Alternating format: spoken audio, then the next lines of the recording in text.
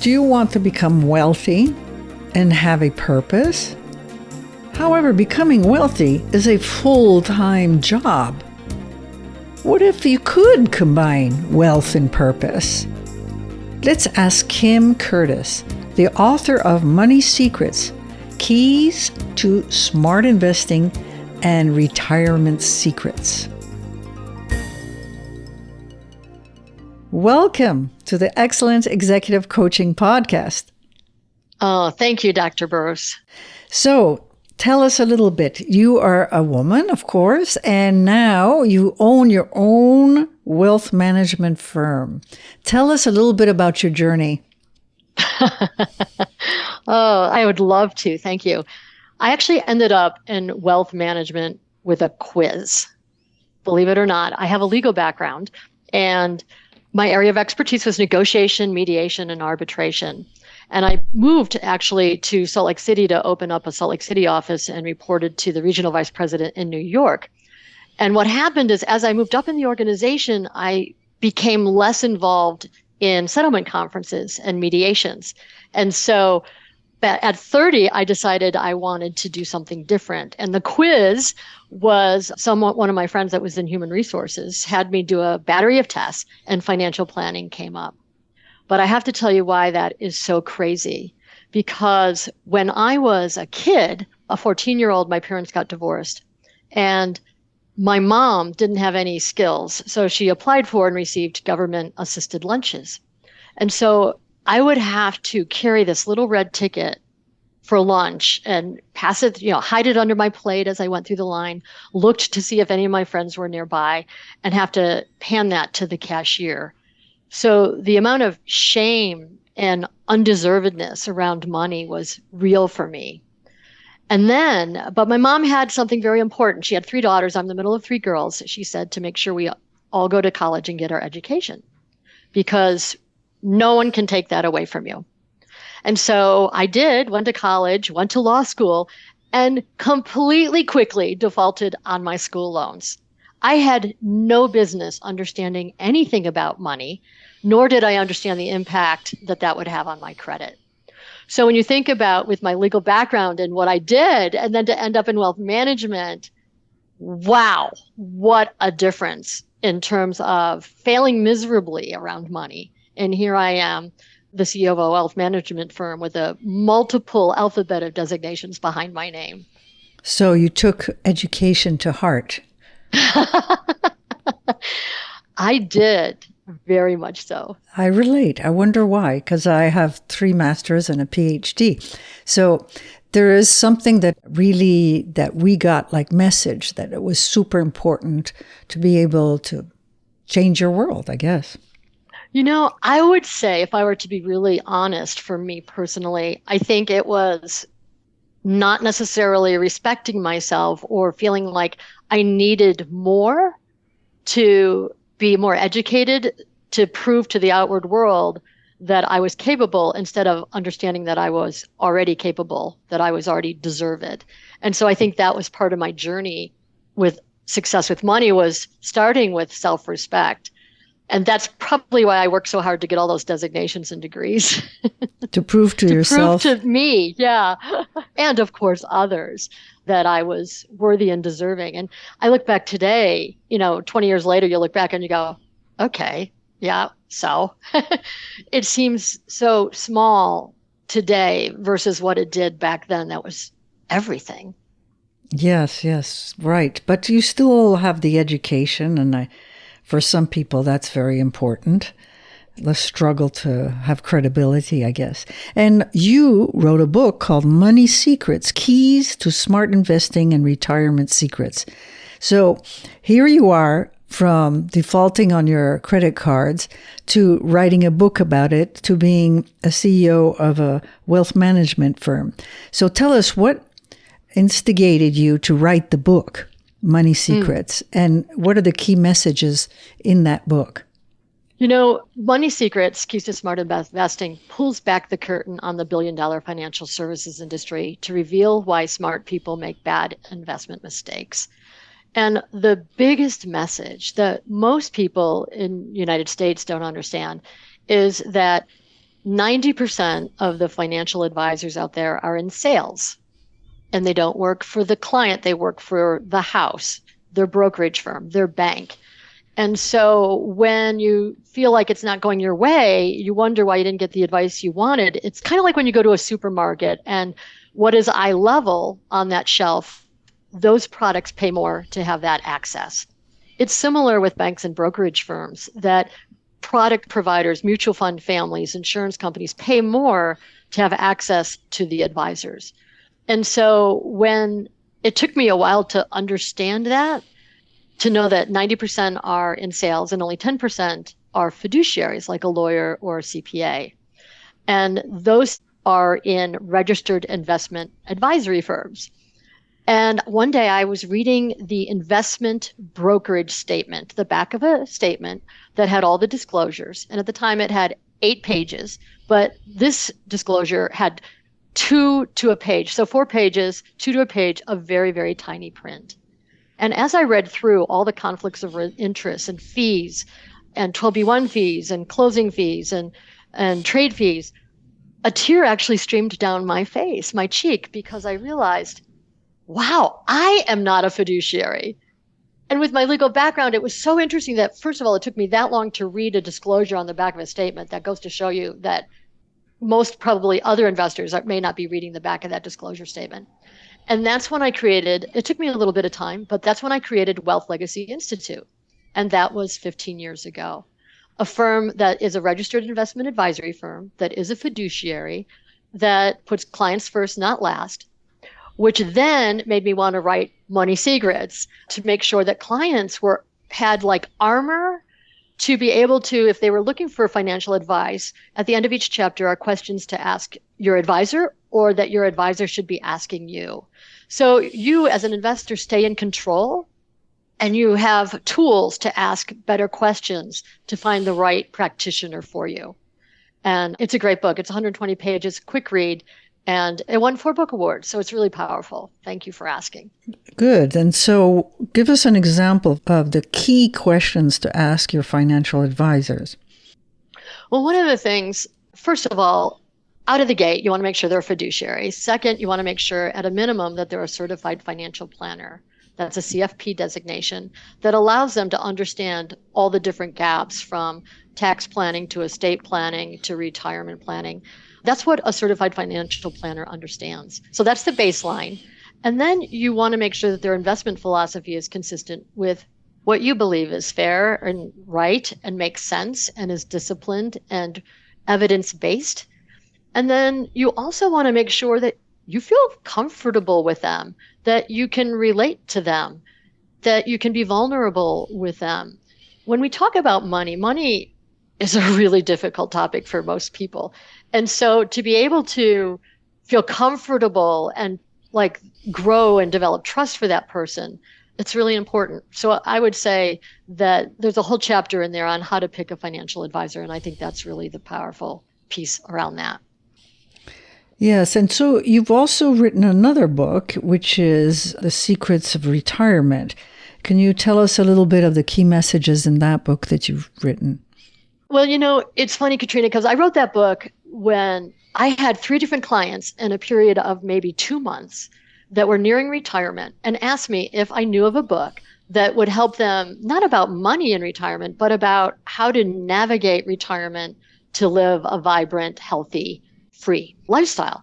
So I thought, being a researcher that I am, I read lots of different books so I could refer something to these clients. And they were terrible. There was really nothing out there. There was one book that I relatively liked, but it was written horribly. So I pretty much took the structure of that and added client stories and different things that I have been exposed to with my clients to help someone navigate stepping off. And it really gets back to, I'm going to take a step back because when people come to a firm like mine, it's usually in the beginning to manage money. And if you were looking at a pyramid, like Maslow's hierarchy of needs, so the bottom would be security and the top would be self-actualization. But if you were to do that as it relates to my business, the bottom would be managing money. The next up from that would be financial plan. You need to tie the plan to the assets because otherwise, if you manage money without a plan, it's like archery without a bullseye. And above that is lifestyle, which gets back to this retirement secrets book. If you can have your financial plan tied to your investments, it allows you a blueprint, a track to run on. Because generally money is frenetic and it's swirling all around us. But if we could put it down below as our foundation, we then have the ability to pause and breathe for that peace of mind that then gets us to the pinnacle of that pyramid, which is impact. So when you think about stepping off, what's important to you, you finally have the chance in the next 20, 30 years of your life to live the life of your dreams, to make a difference in this world, to have impact or legacy. And so this book takes you through how to get in alignment with your passion and your purpose. There's a whole section in there on all the activities. There are over 500 activities that you can map out that you may have an interest in when you step off. And you could cross them off and highlight and prioritize. And it allows you to pinpoint very quickly some of the things that you may have enjoyed when you were 10 or 12 or 15 and completely forgot about that hobby that maybe you re-engage and take it to a whole new level. Applied to your client, give us an example of a client that applied this process. Yes. Well, we had a client, they retired and moved out of the United States and moved to Costa Rica. And in that book, there is a checklist on relocation checklist and all the different things that you need to think about to find your right location if it's different than where you are today. And they were in Costa Rica for 3 years and then returned. And it's very interesting. There tends to be a pattern when someone goes internationally that oftentimes they come back within a 3 to 5 year window. And 5's kind of long. It generally seems to be between the 2 and 3 year window. And what happens is whether it be healthcare that they didn't think about as much and they need for medical services, but I think more importantly, it's culture. And oftentimes we don't think about that when we think a low cost place that's beachy and vacationing. You know, who doesn't want to live in a beautiful spot all the time, 24/7? And I think ultimately they recognize in this particular example that that was great for a short amount of time, but not really what they wanted long term. And they also miss their grandchildren. So that's another thing is family members that still are in the country you left, and if you start to miss them. So it allows you to work through exercises that brings those things to the forefront so that you think about them before you make a change like moving to Costa Rica. So what are the type of questions you ask to find out really what is the desired retirement and that they don't make mistakes like moving and then finding out there's no really health care, or they start missing their children, or they don't feel aligned to the culture where they're living? So what are the kind of questions you ask them to find out how to have a better retirement and even a lifestyle? Well, if you think about one is really aligning with your values first. When I think of some of the chapters in the book and some of the exercises at the end, it allows you to figure out why you're here on this planet. Because oftentimes I think that a lot of clients that we have worked for money instead of doing something that they loved. And so when they finally step off, they finally can kind of get back in alignment to their values and what's important to them. So kind of getting back in charge of your life and aligning yourself with that. But we have a checklist, like a retirement destination checklist, back to what you were saying, is, do I like where I live now? What do I want to spend time with?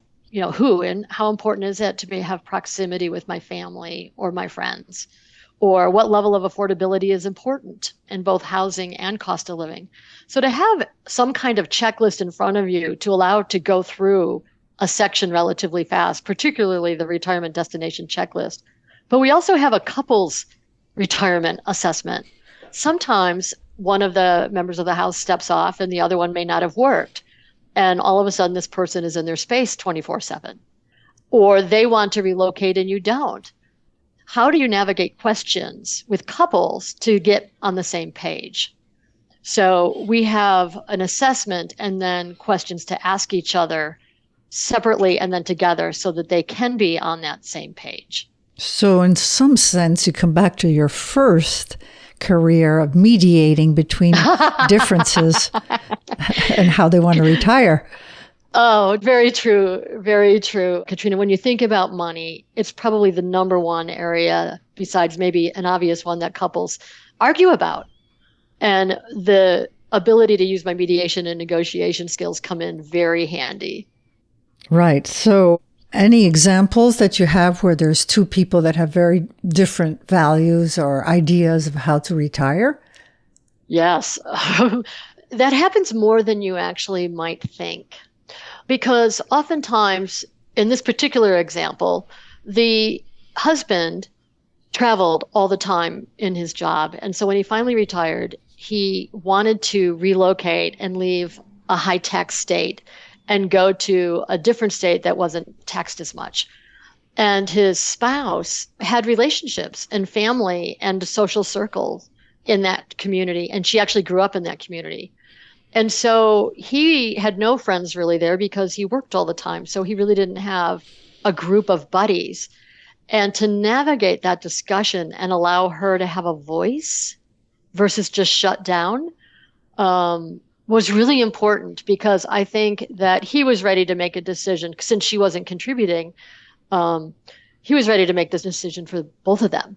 So to be able to have that conversation with me present, and trust me, that's not my skill set, is to hold the container for a negotiation or a mediation, not a therapist or a psychologist, to allow her comfort in that dialogue so that she could be heard was really powerful. And as a result, what happened is she was able to be a part of that conversation and get some of her needs met first before they agreed on the second. And her needs was, I'm willing to relocate, but I want to find a home and I want it to be on a lake. And can we do that first before his dream was get an RV and travel the world for a couple of years? And so wow, once very she knew that different she indeed. had, I know, it was terrible. Mm-hmm. So once she realized that she had her house, it was a lot easier to say yes to the RV. I see. So that she wanted an anchor. And then once she had that, she could be highly mobile, but mentally it's a place to go home. And very true. And probably also to have her children or friends come to the home, because usually they don't come to the RV. That's actually a really good point, because in this particular couple, their original house, she was always the host. So I'm absolutely correct that that's probably another reason why that was important to her. I've written a book on the global nomadic leaders and how, people from different cultures, or not really from one or the other, they're global nomads, and they're at ease everywhere and really nowhere at the same time. And they can pick up and leave. Well, the person that's more grounded in a culture and a way of life has a little more difficulty in moving. But even the global nomads, when a parent passes away, they feel they need to be grounded somewhere. And even though they continue their mobile lives, they have to have something symbolic that grounds them somewhere, so which allows them to move a lot. So it's funny to hear your story of this couple who are very different, and their tolerance to mobility is different as well. What an excellent point. I love hearing what you said about that. I could totally see that based on the nature of my exposure with my work to see what you described. Yeah, it's interesting how somebody can move every 2 years for their company, but then they'll hang on to the bed and they said, but just buy a new one. No, I've got to have that one. It can be different things. It can be a house, a bed, but there's something that's got to be constant in a constantly changing environment, even for the global nomads, but it can be sort of counterintuitive. Anyway, so what would be your best advice for these retirees, besides contacting you, to discuss financially? Oh, I appreciate that. I think that whether it's money or retirement, money is like this invisible thread that navigates our human existence. And so what I say a lot is how you do money is how you do life. So if you have your head in the sand on money, then there's another area in your life that you probably have your head in the sand on. And so to be able to get ahead of that story for yourself of what story have you been telling yourselves around money? What beliefs do you have around money that's holding you back? Because it's an inside game. I mean, if you think of my journey of where I was and where I am today, I actually had a gift. I actually had an anonymous gift on my school loan debt. And my balance went down. And because it was anonymous, I couldn't go to them and say, why me? Or, oh, no, you shouldn't have. I had to have that conversation with myself. And what I realized is, well, someone believed in me. What is it that they believed in that I didn't believe in? Like, who am I and what do I believe in? And that's kind of the beginning of the conversation that you and I had, is that self-respect. I realized that I thought other people had money, not me, and that I would never have any money. But that pause was kind of a snap that allowed me to change the story that I was telling myself. Wow, what a And so when you wonderful yeah, story. so when you think of wealth consciousness and how we show up, it really is starting to change the story because it's a process. Money actually is, and wealth consciousness and success with money is a process. And that process begins with how you treat yourself and what you believe in and whether you think you deserve it, which gets back to all those designations and degrees that you and I have. And once you know that you are deserving, that you do believe in yourself, then money finds you more attractive. Because money is just energy. It has no meaning until we put our ideas, our vision, our values to it. So if we could understand that and add our ideas and vision and dreams and passions, then ultimately money finds us and wealth consciousness finds us. But if we feel like we're undeserving, money will never find us, which gets back to how you do money is how you do life, which then gets back into living your ideal life and perfect calendar, which is the Retirement Secrets book. So I'm really fortunate to be in a place that I am living my passion and making a difference in the world. Last questions. You mentioned earlier 2 laws of money. One is planning, human, and the other one is natural, the laws of the community. Can you share that with the listeners and explain the difference and how important I would each love one? to. Yeah, the human-made laws are what we created for global exchange. So that's kind of the definition of money, and it's what I do every day in the nature of my work. So it's financial planning, it's portfolio construction, tax mitigation, estate planning, retirement planning, cash flow, balance sheets, all of those fun things that I get excited about. The other side of money is natural money laws. And natural money laws it's natural. It's like around us always, and it's giving and receiving, cause and effect, supply and demand, intention and desire. Those frequencies, those higher frequencies, allow us to have a higher well-being. And I said it a little bit in that pyramid that when we have well-being, which by the way is the definition of wealth, the etymology of that word is actually well-being, and peace of mind and purpose and trust and joy and impact, those are the things that allow us to feel connected to the world and to ourselves. So in the most basic way, the human-made laws are more results driven, to get a car or a house or more income. But the natural money laws are more community, relationship based. And when we think about gender, oftentimes we think of investments kind of left brain, money, human-made laws, and relationship based and community is more female or right brain. And you need both in harmony to have success. Because you could have all the money in the world and have a very unhappy life, or you could have a happy life and have no money. How can we have both?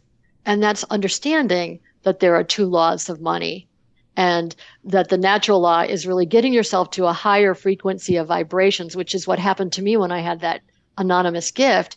It allowed me to ask questions that put me over time into a higher level of self-respect and well-being and trust and love and joy and impact, particularly love, because self-respect is the precursor to love, that then allows us to be receptive to to money, because we all have these little receptors. Neuroscience is we have these little receptors on our body that tell us what we need. Well, how do we attract our money receptor? Is we have to take it to a higher level that's tied to love and self-respect and joy and impact. And when we think about money and our ideas and our vision that helps the world, that is beyond yourself individually, then you will be incredibly magnetic and attractive to money. Wonderful. I think we've gone a little past our usual time span, but sorry about that. Very well worthwhile. I think it's a wonderful place to stop. Thank you so very much, Kim. Most interesting. Thank you, Dr. Katrina. Take care. Thank you for listening to the Excellent Executive Coaching Podcast. You can subscribe to all future podcasts at excellentexecutivecoaching.com. Join us each Wednesday to learn more about the latest trends in leadership techniques and bring your coaching to the next level. To learn more about Dr. Burris's CEO Mastermind, use the contact form at excellentexecutivecoaching.com.